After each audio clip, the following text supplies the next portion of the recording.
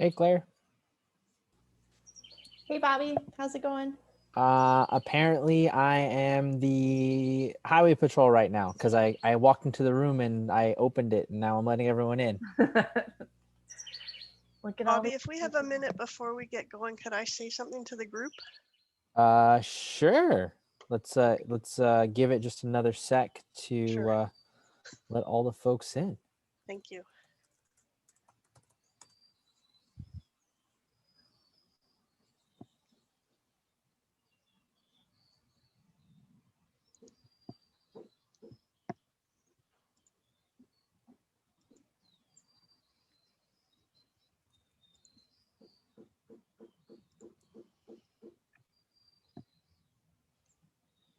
Good afternoon, everyone. I think Kelly's here too. Awesome. Hey, Kelly, how's it going? Good. How are you doing? Good, good. I'm going to have you open it up, but I think Kathy just wanted the floor for a sec, so we'll toss it to Kathy. Sure. Thanks so much, everybody. I just wanted to give a quick shout out to Chris Fitzgerald, who this will be his first summit that he's ever missed. He's currently going before council to defend all the Haas related programming that he has implemented. So please send some good vibes his way. Thanks, Kathy. And then So today, oh, good. there's also just one other thing that I wanted to share. Sorry, my computer is like super not happy with me today. Just give me one sec as I pull this up. Looks like there's a few more members popping in. I also just wanted to acknowledge that today is the 2021 Transgender Day of Visibility. And I wanted to share something that I thought was pretty amazing and brave of one of my dearest friends and colleagues, Rory Adams. He's actually working on writing another blog right now, but he did recently write one for CARE regarding this specific topic. So I wanted to just drop it in the chat, and also someone else who I think is very visible to us because he's always leading our charge, but oftentimes maybe needs love and support just like the rest of us. So if we can also send him a message today, just standing in solidarity, and also make something actionable and read his blog, I think it would mean a lot to me. So that's my personal favor to everyone on the call. So over to you, Kelly. Oh, thank you so much, Bobby. We are going to be talking about transport. APA just did the huge transport over the past few weeks, and we've got Claire Callison and Jordana Murby here to talk to us about it. Thanks, Kelly. Do you want us to get started then? Give a little intro of what we're talking about? Yeah, that'd be great. Thank you. Okay, cool. Yeah. So Jordana and I, as well as the rest of the AMPA and APA team, recently just finished a month-long effort to save 1,000 plus pets, dogs and cats, from Texas shelters or out of Texas during the cold storm. So it was really surreal because it was like we were working, it was like 70, 80 degrees, but we were still feeling the effects of the freezing temperature, under freezing temperatures, the loss of water, loss of power. And then what we didn't really see coming, I mean, we should have known, I guess, knowing Texas, but the intake levels, like just being, out of commission for a week, there was a backlog of owner surrender appointments, calls for assistance. And so the already very burdened, crowded shelters in Texas that were already open to the elements and everything were just really hit very hard with a surge of intake and dogs and cats needing help. So we did have that ambitious goal of 1,000, which we just finished, which is great. We had in our strategic plan anyway for Austin Pets Alive to talk about launching more of a hub program out of APA. So usually, traditionally, Austin has been the safe place and sort of the stopping ground for dogs and cats. We are kind of the end rescue.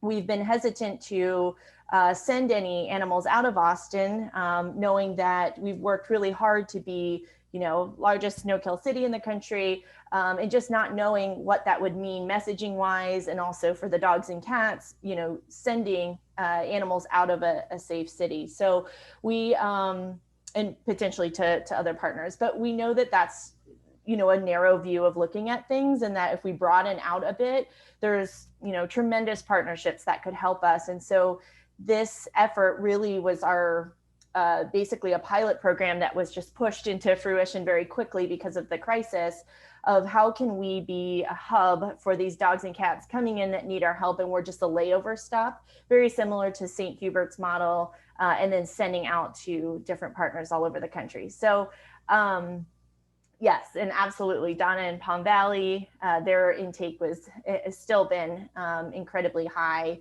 Has been doing flights with Wings of Rescue and making new ground partnerships, as we speak. So doing a great job in Palm Valley. So yeah, we just wanted to talk a little bit about transport. I've been working in this field, in the transport realm for about 7 years, I would say. And some of the stuff that we were battling, years ago has gotten better, and then other issues have sort of still remained.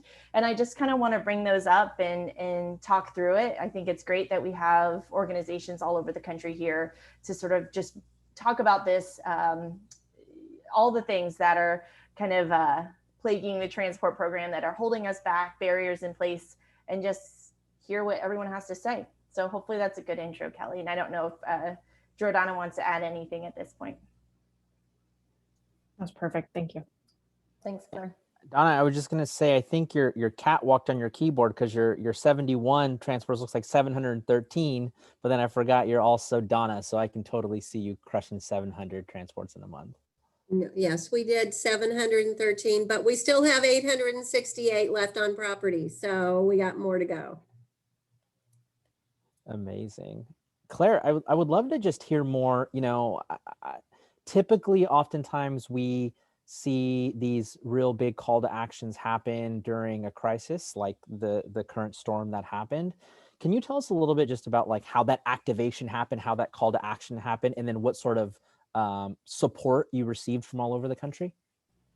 Yeah, for sure. So we as all sort of crisis things happen, it was definitely spur of the moment. We were having daily calls as it was happening, and trying to work like a day at a time, or like an hour at a time.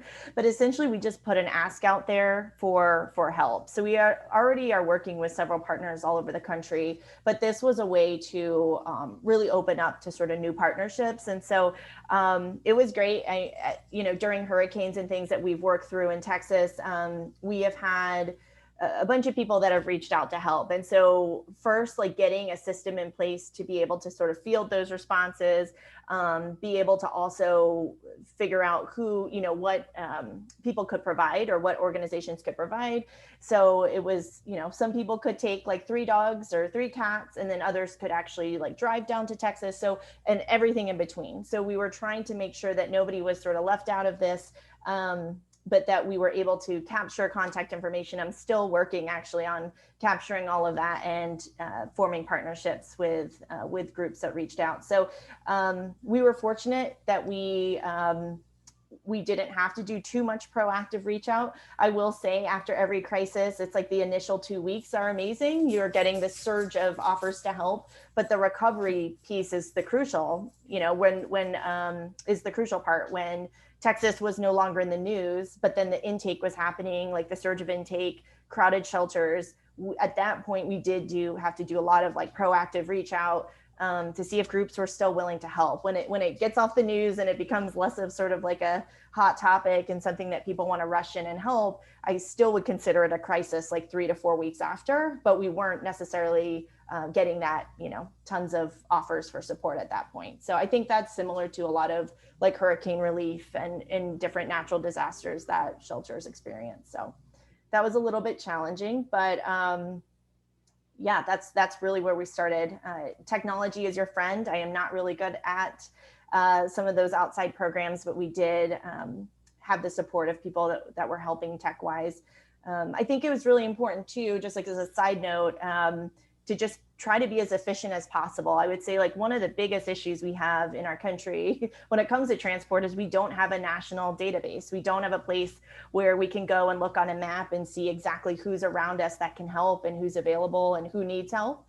So we're just patching it together through Airtables and Facebook, and it's not pretty, and we have a long road to go in terms of making that better, but trying to be as efficient as possible. Maybe it doesn't make sense to go all the way to Canada. No offense, Kathy, but are there partners, closer to us that could be helping? And that's not just during a crisis, but that's in everyday sort of, transport efforts, trying to make the smallest sort of bubble around you of where you can get dogs and cats to safety, and then expanding outside of that, but just trying to minimize the distance that, dogs and cats are having to travel to the closest safe place near you. So that's always a challenge. Can I embarrass you and show the beautiful graphic that the Marcom team made with all the locations? I guess It's like so, yeah. it's my favorite. Yeah. Look at this. Donna's like 3/4 of that. Yeah, that's Just awesome. amazing. And just from a logistical perspective, right? So many stakeholders involved, and the way that your team and you were able to just triage this and support so many animals, but also still only take a minute to breathe because you know that there's still a lot of work to do, is just remarkable. So one of the things that Kelly and I also wanted to do was just get sort of a landscape of the group that's here. Obviously, the conversation today is going to be about supply and demand, but if you can in the chat, put the name of your organization and let us know if you've ever been a sending shelter, a receiving shelter, both or neither. We would love to just kind of know who is a part of this conversation. And then Kelly, you have any other, as that's being populated, do you have any other questions for Claire or Jordana? What were your biggest barriers in connecting transporting shelters and those who were transported to? Like, what were the hardest parts? Yeah, I think it was really nice that there's a lot of partners that are willing to help, I think. And Donna, I'd love to hear your thoughts on this too, but the transportation piece, it continues to be, and I don't want to be all like doom and gloom on this call, but there's some like really glaring things that we haven't been able to solve as an industry. One would be lack of like a national database and good solid data of shelters and rescues that are willing to help real time. And then the second would be affordable, safe, good transportation across the country. So I always think of Ellen, we're looking outside of our industry, like Starbucks and different models. Like as a country, we've figured out how to transport goods from one place to another, and flights. I mean, if you ever see those crazy flight maps of flying people across the country, like how many planes are in the air at any given moment. But, and I know it's different when you're talking about live beings, dogs and cats, but I think we would do, it would be so beneficial to look outside of our industry to figure out how corporate America, or how we've, can look at the airline industry, how other, organizations have been able to figure out how to do mass transport, because that transportation piece, it's such a mess. we're like trying to patch it together with sort of mom and pop sort of situations. There are organizations that have figured it out, that are doing it on a large scale, but it's very expensive. There's not a lot of funding around it. So I would say those were the biggest challenges. It's like, great, thank you for being able to help in Wisconsin or Michigan or something, but how do we get them from point A to point B without all the burden being on the source shelter to fund it, to figure it out, all the logistics. So that, I would say those were the two biggest sort of challenges that we had. Donna, would you agree with that?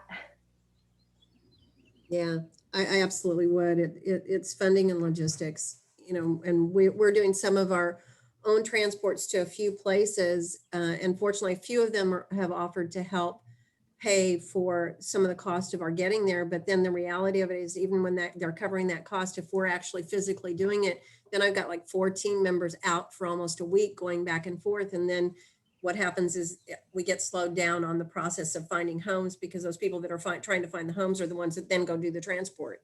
So it's so many pieces to it, that the best thing that we could get is if people would just show up here with a big old vehicle and load them up and take them off our hands.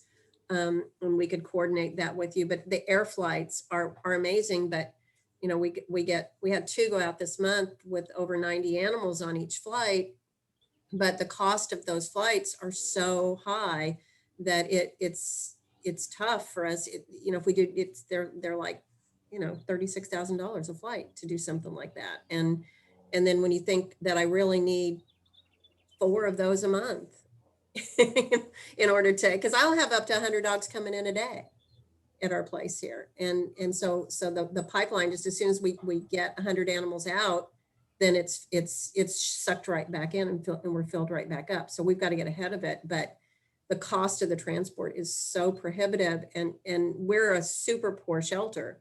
And so we don't have the resources to pay that.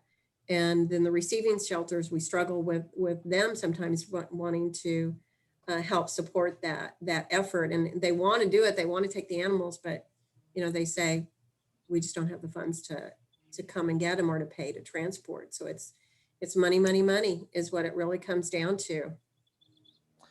Donna, do you have any of those, the pictures of all of the community ACOs lined up like it's a Starbucks drive-through for the drop-off that Faith always shares on your computer? I don't have them on my computer. I have them on my phone, and so I can't do all those things. But yeah, we'll have. I'll look and see if I have it. I'll drop it in. Just text it to me and I'll pull it up. But one of the questions. I actually think I do, but we'll have like 7 ACO trucks parked outside of our vehicle, all loaded up, all full, all at one time, coming through several times a day, trying to unload animals. And then we run into the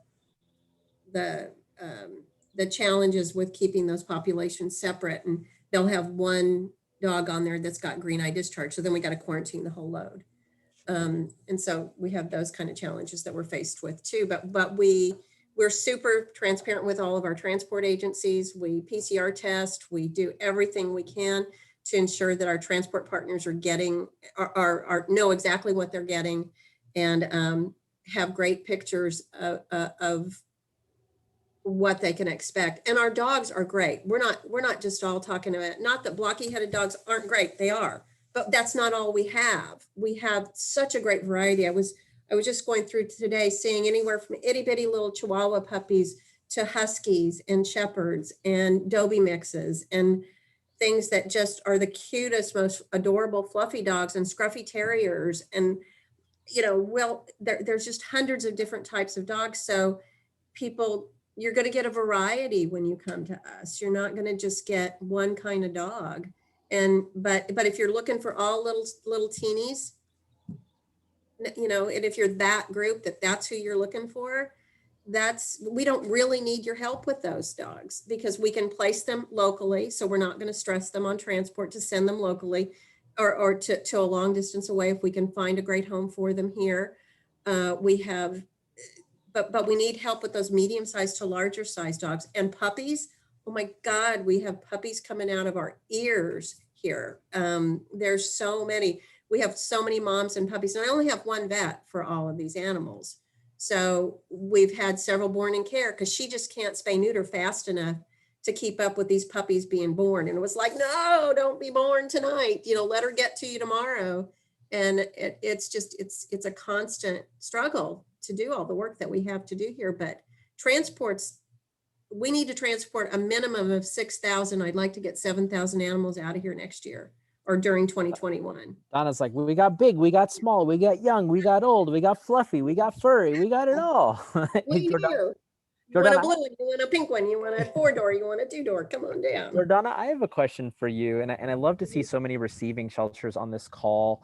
And oftentimes I think, you know, my biggest thing is communication, and I think having more transparency in what it requires to actually get pets to people's doors is I think the fundamental part of the communication that we need to focus on. Mm-hmm. I know that you focused, Jordana, a lot on the medical component of getting these pets ready to be transported out. Could you share a little bit about like how much work that actually takes to get a pet to someone's door? Yeah, it was definitely a feat to coordinate getting health certificates done, making sure they're meeting all the receiving state vaccine requirements, heartworm test requirements. We pretty early on, Claire decided we just weren't going to be combo testing cats. We just didn't have the capacity to do that. And so thankfully we had a lot of receiving shelters that didn't require it, which was it would have just been impossible to combo test all these cats. But there were definitely some one-offs. You know, we need to re-heartworm test this dog. We need to, this one's got upper respiratory when it arrived. This one's coughing. You know, this cat's not doing well. And so it definitely came down to, and thankfully APA has the means to absorb those animals. But it was definitely a challenge making sure we're sending healthy animals. Where we were pulling animals from for transport, they're under-resourced shelters. They don't have a vet on staff. They don't have any medical. You know, we were lucky if they were getting intake vaccines when they arrived at their source shelter. And so it was definitely kind of, they were arriving at Austin Pets Alive in unknown health status. And so it definitely took time and energy to go through that, make sure every animal had what it needed to be transported out safely, meet requirements, and wasn't going to spread disease along the way. And then health certs. The health certs just take time. Even us at Austin Pets Alive, we struggled. Veterinarians have to be licensed to create health certificates. And we had one of our vets at Austin Pets Alive who's certified. And so even for us, it was a struggle to find a couple vets that could come in and do the health certificates for us. And we're right smack in the middle of Austin. You know, we're in pretty good shape up here. We should be anyways. And so even for areas that have resources, it was still a challenge. And like Claire said, sometimes it was like, we're just going hour by hour and seeing what happens and planning as much as we can as the information comes to us.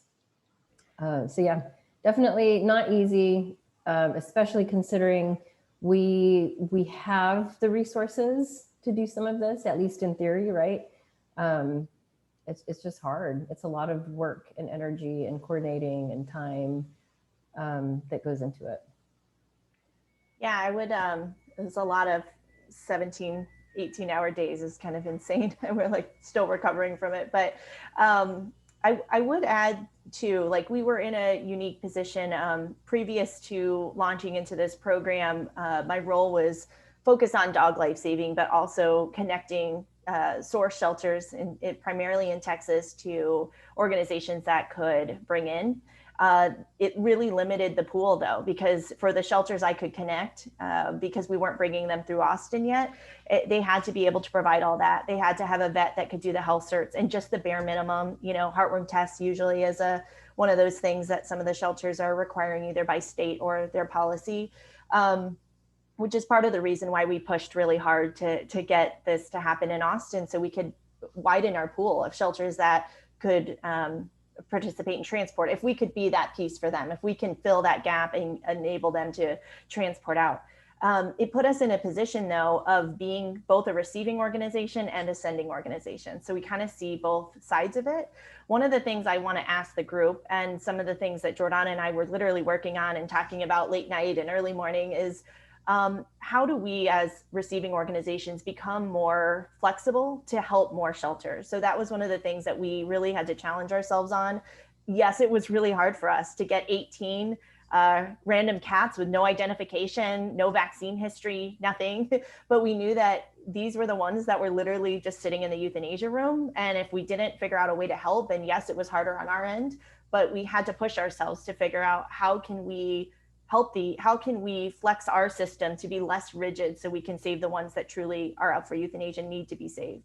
On the flip side, you know, we were trying to do, I guess, like the minimum amount that we could, so we could save more in terms of sending them out. So if we didn't have to heartworm test, or if we didn't by state, or if we didn't have to do that, you know, that microchip or something, then we were going to do core vaccines and what they needed, you know, for the state requirement, and get them out that way. So I'd love to hear, I'm rambling a lot, but I'd love to hear if any group has felt that, you know, like, oh gosh, our systems are so rigid that we're really like cutting people out that we could be working with, and what have those conversations looked like at your organization? I'd be interested to hear that.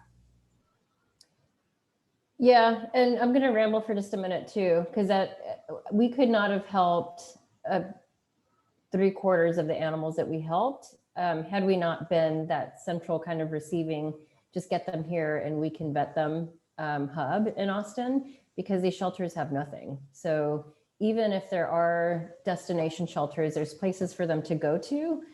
If we can't learn to take some risk on or be comfortable taking some risk on, which is what we did in Austin, and it was uncomfortable. The staff were uncomfortable with it. At times, Claire and I were uncomfortable with it.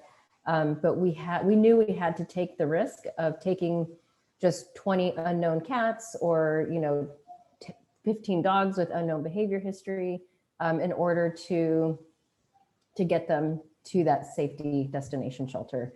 And Austin Pets Alive took that risk. Again, it was uncomfortable, but if we hadn't done that, I don't know that we would have been able to accomplish what we did. Brad, I would love to kind of hear from you on just the larger topic of supply and demand as well. I know that you've been helping steer sort of the national conversation, and you working and living in an area that's sort of a receiving region. What are your thoughts just about like streamlining these conversations, or what's like a step in the right direction for the work that we're doing? Yeah, I mean, so I'm in New England and Rhode Island, and New England as a region now is trending towards transport being the #1 intake type pretty consistently. In most of the country, it's strays, but we, not always, but there are more and more months where we're seeing transport as the #1 way animals come to us. Unfortunately, we're for many states here, we're the furthest point from where large numbers of animals are. So transports tend to be far. So it's about a 30-hour drive from Donna to me. So it takes a while, although we used to get some dogs from Alamo near you. So, I think some of what's been said is really important. I mean, one, that as Donna is saying, she didn't need help with tiny little fluffy dogs. So those of us who are receiving should be open to not only taking those. And there are a lot of groups around us who have decided they're going to restrict their intake to specific breeds or sizes. And I think we got to acknowledge that's not that helpful. We've also got to start talking about what I think are sort of long time issues between organizations that cause these long distance transports and cause more expense. So, if Donna staff could be away for a day instead of 4 days on a transport because they drive shorter distances, that would probably make a huge difference. But because we don't have this national network that connects the closest points together, it's problematic. And we also hear a lot of stories about cities where one shelter is transporting animals out and the other shelter is transporting animals in because they're not talking to each other, which probably has more to do with personalities than it does with with logistics and what really makes sense for animals. And we've got to start really talking openly about how that's an issue for the animals and it's contrary to what we should be doing.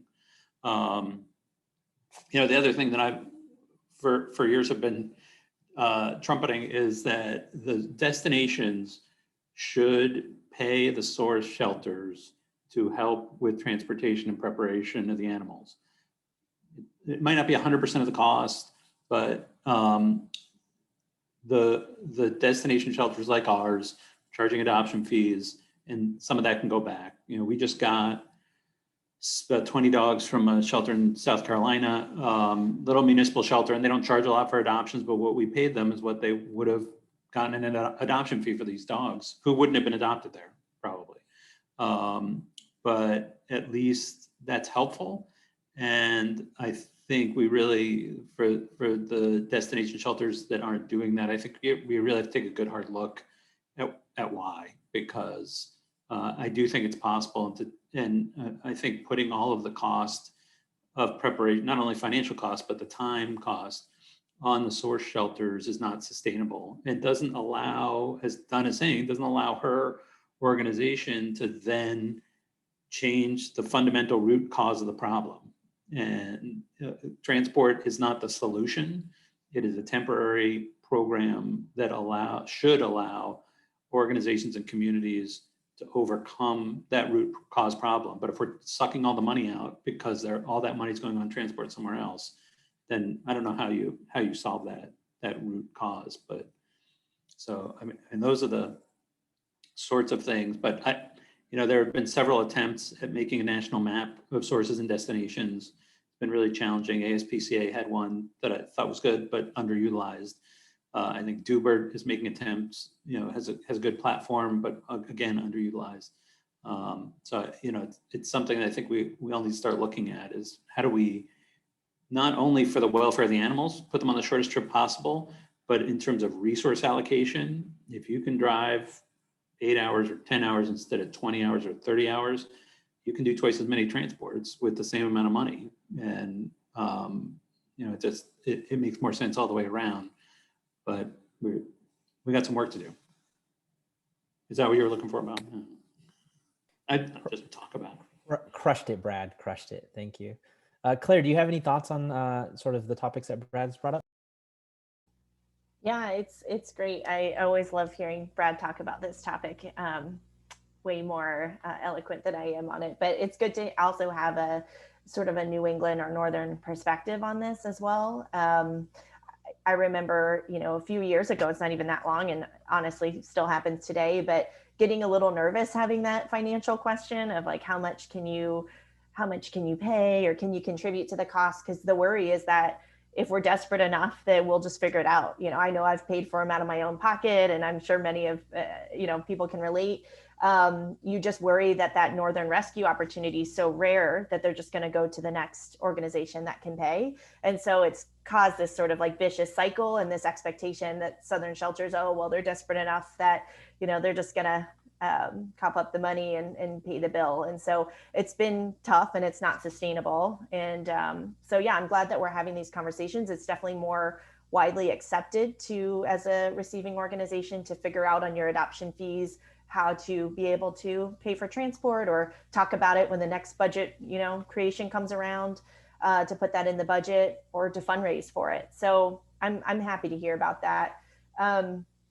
I don't want to change the subject if we're not quite ready, but I think also too, like what Brad said about partnership really made me think. And I think it's not just about like figuring out who pays, but just how we view Southern and Northern, or I guess if you want to break it down by that, source and destination partners.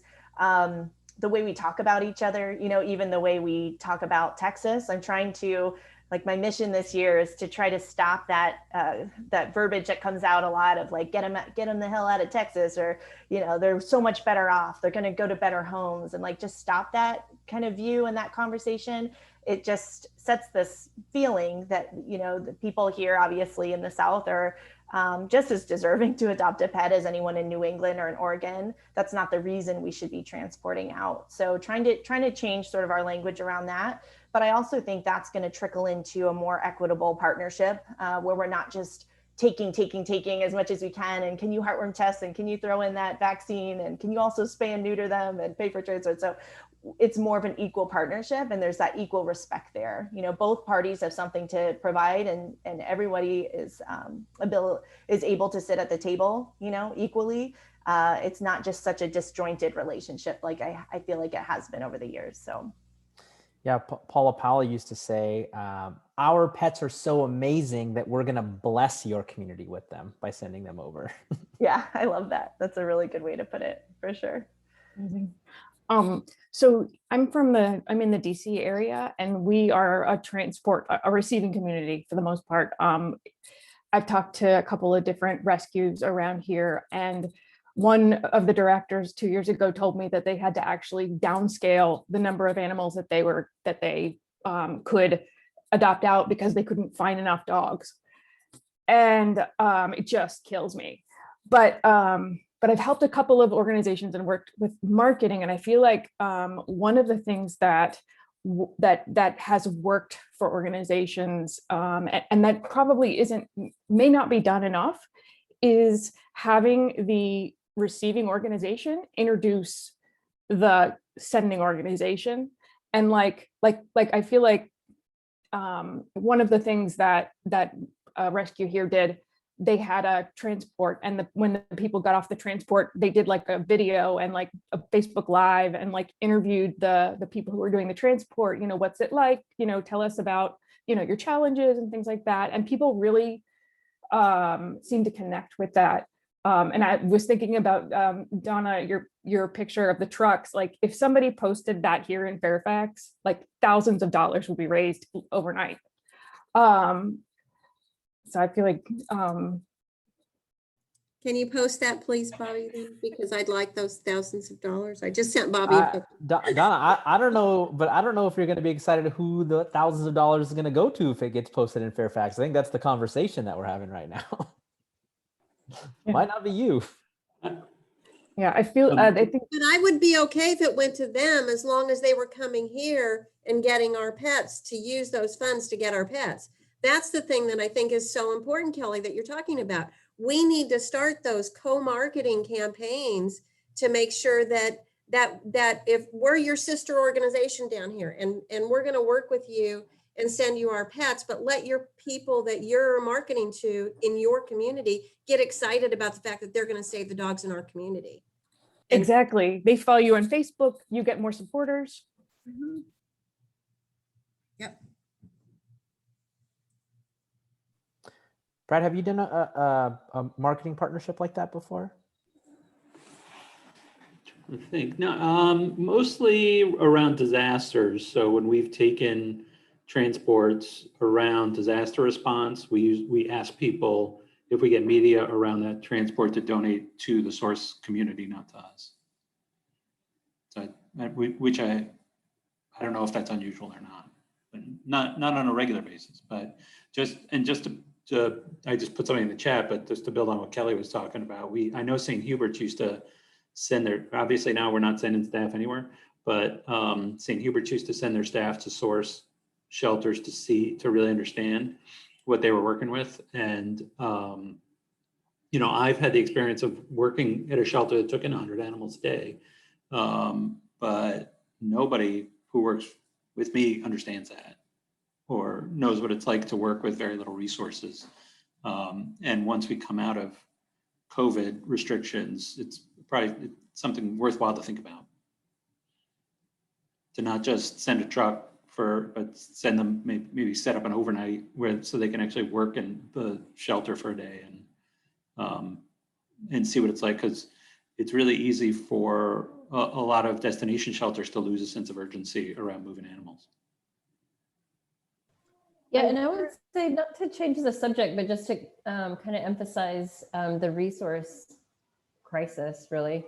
And Claire can give her opinion, but I feel like it's pretty common for us in Texas to hear about shelters. Most of them are rural shelters that vaccines aren't in the budget. Even food isn't in the shelter's budget. It's provided by volunteers or just citizens in the community that know and try to help. But it's pretty common. Like the food's not in the budget, much less anything else for those animals.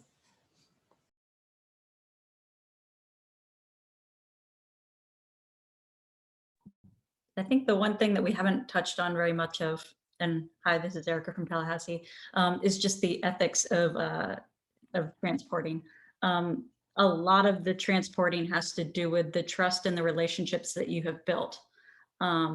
And I think that when you have one of those situations where someone burns you, they send you a litter of parvo puppies on a transport with all these other dogs or whatever it happens to be, that's when things sort of break down. And we experienced Hurricane Michael a couple of years ago, and there was a shelter that was bringing in a large transport of animals, but they were coming through Tallahassee and they were going to South Florida. And so they said, hey, can we bunk them in your kennels overnight for just a night as a staging station so they can get fed and watered, and then we'll be on the road again to South Florida. And I was like, yeah, let me look into that. And the more I looked into it, the more I realized that they were bringing strays in from another area. And so it's like, okay, well, we want to help you, but we don't want to displace all these animals from this other place. So how do we say very nicely, yeah, it's pretty unethical. And once I started raising the questions, then they shut the conversation down and I never heard from them again. So unfortunately, there's still people in our field that don't believe the way a lot of people do on this call. And I think vetting them is really important when you start creating these relationships.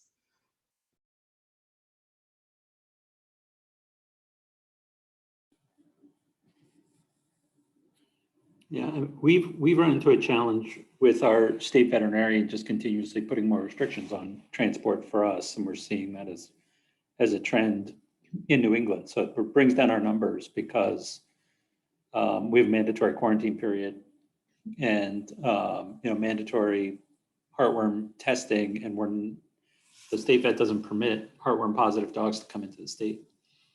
So that really reduces being able to help with something that we actually have the capability to treat, right? So, but because I think there were issues with when transport was unregulated, the state veterinarians went really far in the other direction. Brad, has there been any talk of, I hear that a lot with the state restrictions and everything, but have you heard of any talk with organizations of like, okay, we know we can't take heartworm positive because of the state restriction, but what other areas can we help with? Have you heard organizations talk about things like that? Yeah, I mean, we've helped with other non-contagious medical issues. So we can take in, our state veterinarian is not going to let us take in an animal that has a contagious medical condition. Heartworm happens to be the most prominent of those, and I think the only one that they require a test for before transport. Yeah, so it's an issue for us of just very clear disclosure. We want to know exactly what's happening, and we can tell you whether we can treat it. But we have a couple of partners who we work with for a long time and get animals from pretty regularly. And they'll tell us, well, we've got an animal with this medical condition that we don't have the capability of treating. Can you take them? And if it's safe to transport, we often do. But it can't be, the state vet won't allow us to do anything, take anything that's contagious. It's Yeah, Kathy. for sure. It's Kathy from Canada. So it's interesting because Stephanie and I are chatting privately in the chat, and we're feeling like maybe it's easier to get dogs to Canada than it is to get them from state to state down there. But I've certainly heard some similar things raised, Brad, just more about translocating infectious disease or whatnot that doesn't exist in our area into our area. And not saying that necessarily anybody would do that knowingly, but we can't always know what they may have picked up on the transport. And so that is a concern that's been raised here. And similar to you, Brad, I mean, I think that Southern Ontario is in a position where we're definitely seeing a significant decline in numbers of animals. There are shelters that have very active transport programs coming up from the US, and where a lot of us are trying to work with some of the northern communities in Ontario as well with respect to dogs that are here in Canada and are not being adopted or necessarily cared for and are just left to run loose. But that piece, that question pops up a lot for us from the veterinarians, and we have had in some cases actually vets basically say and allege, that the heartworm increases here in Southern Ontario can be directly linked to the dogs that were brought in from Katrina, which isn't helpful.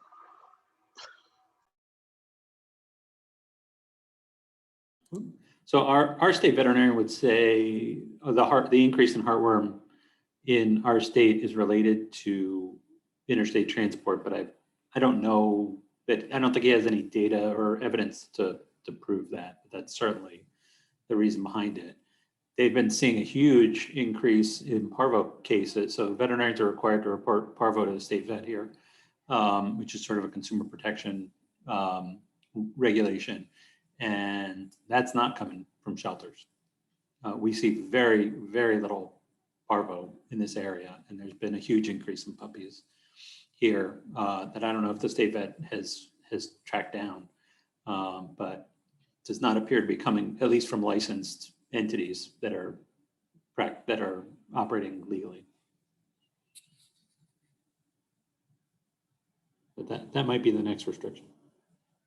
Can I just say, I can't imagine having to report every parvo case to the state vet. That's incredible. It was that way in Georgia too, where it was much more, I don't know if anyone is in Georgia here. When I was there, which was years ago, we used to have to report them too. But I don't know if that's still the case. And that was all constant. But for us, and to put it in context, so a few years, when I first got here, about 4 years ago, we had a puppy we thought had parvo. All our tests were expired. There are three private veterinary hospitals we're on our island. None of them had a rapid test. We had to go to about 40 minutes away to an emergency hospital to get a confirmatory test because there's no reason to stock the test. It's so uncommon. And now he's seeing about 20 a month.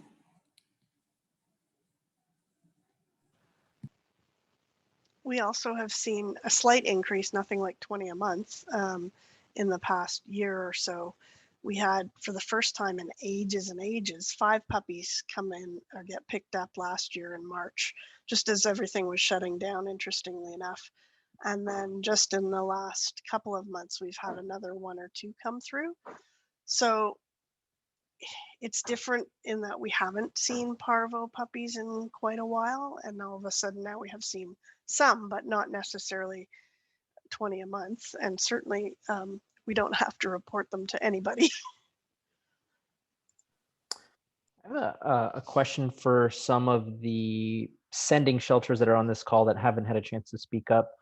So at what capacity do you need your facility or organization to be before you feel like it is critical to start transporting? I feel like one of the biggest things I see is that oftentimes we get comfortable with our capacity until we're uncomfortable with our capacity. And then all of a sudden it's like triaging to get them out. And so obviously streamlining pipelines can be difficult.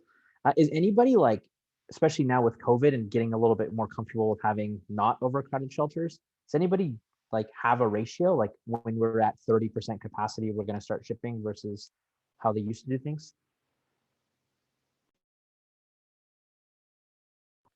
We don't have an exact formula, but I can tell you that we are less full than ever, but we're transporting more than ever. I know that seems counterintuitive, but what we've discovered is that the partners that will take animals from us typically, you know, like I said, require that they're heartworm negative, or that they can't be dog selective, or they won't take pit bulls at all, or they'll take a pit bull if we throw them a chihuahua at the same time, whatever it happens to be. And so what we've realized is that we have to be the ones that are rehabilitating some of these dogs before they get adopted, because otherwise they have no chance of getting out. So us minimizing, instead of having 70, 80, 90 dogs available for adoption, we now have about 30.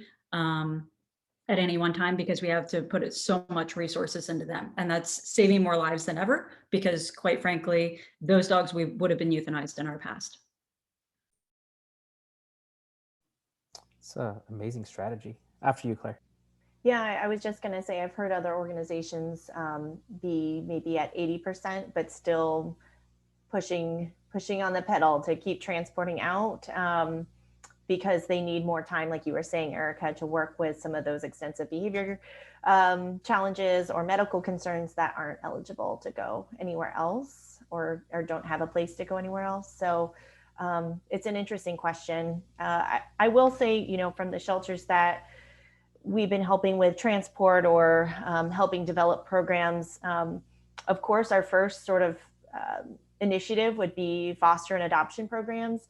I have at least in my experience, rarely am I up against organizations that truly don't want them. It is something other than like rules or leadership, or you know, the city won't allow it. There's a million other sort of politics that kind of get in the way of these more local programs. And so we're faced with a kind of a tough decision where it's like, well, they could either die or while we're waiting, years to get this foster program approved, or we could try to transport now while we're still working on some of the local things that need to happen first. So yeah, for sure, what Brad said, it's not a long-term solution. It's going to be here for a while, though, I think, until we get groups that, they're not on these calls. They're not attending the Monday or Friday HOS calls. They don't have time for Zoom or even a computer at their facility. So those things are tough. But yeah, I don't know of many organizations that have like a hard and fast when we get to this point.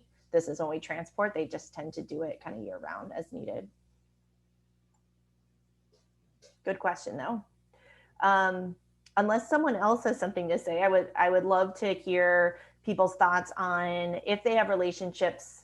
Jordana and I were talking about a little bit about taking risks and stepping out of comfort zones a little bit, but do you have any partnerships, whether you be a source or a destination shelter, that you trust the other one? You almost have an extension of your organization at the other shelter, that you'll trust them to select the dogs or the cats for you. So it's not this labor intensive, every individual gets a video, gets a picture, gets their whole like medical layout. Does anyone have a good partnership like that going where you can just sort of work in tandem and it's more efficient that way? Please don't be silent. That will make my heart sink. I hope someone has a good partnership out there like that. Erica or Donna, do you have anything? Well, we're getting really close. I think we've just really escalated the whole transport program, and we're getting a lot of great information and doing shared docs and things like that, and getting a feel. Because in the past, it was more like we just sent out the emails, people picked on dogs, and now we're really working the relationships that are behind those transfer partners. So we want to know what they're looking for. We want to know that they have full transparency into all the medical history, and we put the medical records on this shared doc so that as they're just going through and selecting what they want, they can click on those. If they have any further questions, they can ask and communicate that. So we're really working on developing those tighter net transports, especially for those groups that are making a commitment to come down a couple of times a month and take 100 animals at a time. I'll stand on my head in the corner for them, but we're trying, but it's a process.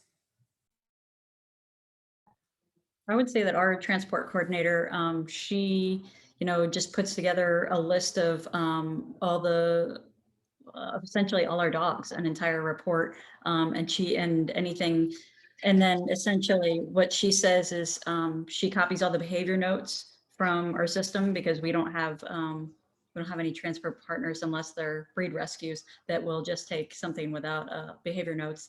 And then on their medical records, their picture is already there. So we don't do any videos like that, but I would say I can only remember one dog in recent months that once they met it, they were like, yeah, no, because it ate out of a crate while they were loading other dogs. And they just didn't feel it was safe to transport. So I think we have a good system in place right now, but I think if our numbers were to increase and we had to send, profiles of 100 dogs, that would be way more crazy, which is probably what Donna deals with. Well, we do that. Because we're working with these partners to say, what are our longest length of stay dogs? And some of these groups are being great about trying to get those. So we're identifying those dogs that we really need the most help with and sending those lists and say, here are these at the top of the list are the ones that we need the most help with. And then what else are you looking for? We'll put those like on here. And then you want some puppies? Okay, here are some puppies over here. And we'll try to get them a mix like that of what, but we're talking to them so that they understand that getting help with the things that we really need help with is the primary goal of the transport. And most of them are getting that. There's a few that aren't. We had one that came in last week that someone was offering to pay for a full transport. We sent them tons and tons of dogs and they only selected 13 dogs for transport. And it was so sad to see the distance that was covered with all of these dogs that we could have sent. That would have been great. We had PCR tested. We had done everything that they wanted, that were eligible, but their population, they felt like didn't want the dogs that we were going to send. But if they'd walked through, I walked through today and it was like, man, we got great looking dogs. You know, we really do. And I know that if we had sent those dogs, they would have been snapped up. Jordana, do you want to? Yeah, that's a really good point, Donna. And I think of groups that shelters that they're not.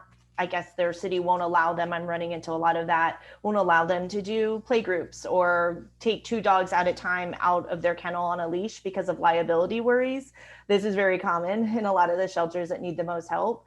So I think of like, do we leave those shelters? You know, like, do we just not work with them? I mean, my answer is, of course not. We figure it out. But that doesn't, because they can't give you behavior notes or they can't give you what you need in a box. Like, do we walk away from those groups, or do we evolve and shift our programs to be able to help them a little bit better until they can kind of get past these barriers that, you know, are seemingly really challenging? But Jordana, do you mind like talking a little bit about our discussion and what the MPO group is working on? I know it's not completely finalized, but just discussions you all have had. Yeah, so in the MPO, which is a nonprofit work group for Haas, we've been talking about, and a really cool tool has been created. It's like a risk assessment tool for organizations. And it kind of goes through organizations that are risk tolerant, risk averse, and then the organizations that are kind of somewhere in the middle. And I think I know we can probably all name some organizations that have a lot of resources, they have a lot of funding, they have community support, but they're risk averse. Even if they can take some risk and maybe accepting animals that they don't have a lot of information about, you know, they have a behavior program, they have a medical clinic, they're still kind of, for lack of a better word, cherry picking. Because they only want the animals that they know that they can get out the door relatively quickly. And it kind of leaves some of the smaller, scrappier organizations, and again, we can probably all name a few, to take on some of the harder cases, even though they may not be as set up to take them. So they're risk tolerant, and they make it happen. And they get the dogs and the cats everything that they need, but it's harder for them to do that. So yeah, it's just kind of just a sneak peek. It's going to be out in a few weeks, but just looking at, you know, which should we be, and I mean, just any organization, should we be risk tolerant? Are we in a position that we should be a little bit more risk averse? You know, we can't really be taking some of these chances. Most organizations are probably somewhere in the middle, in that they can take some risk, but if they take too big of a risk, it can be detrimental to their image, to their reputation, to their funding, their budget, all of that stuff. So yeah, it's pretty neat. I think it's going to be really helpful for a lot of organizations, and hopefully just kind of shed some light on making life-saving, I mean, really at the end of the day, making it more equitable for every animal, every organization. That's great. You'll have to tell us when you all sort of unveil that tool. That's going to be really cool. Yeah, for sure. Yeah, Great. it's so, and it's such an important conversation, Jordana, about sort of seeing some of these organizations that maybe are very well supported and funded and still kind of living that old culture of just being able to pick. And I think what that's going to come down to is, I mean, it's just like what Brad is doing right now, right? Leading by example, but also peer accountability, right? Until we all start saying that that's not okay, and start creating this new dynamic, then, you know, it's going to be the same old way. So I'm super grateful you were here. I'm super grateful, Claire, the work that y'all have been doing. And so Kelly, I'm going to toss it to you to close it out. Okay, cool. I have so many thoughts, and it's like 4:59, so I'm not going to go into them, but I'm very excited about this conversation. So thank you guys so much. We will be back here next Wednesday. And thank you so much for coming. Have a wonderful rest of your day.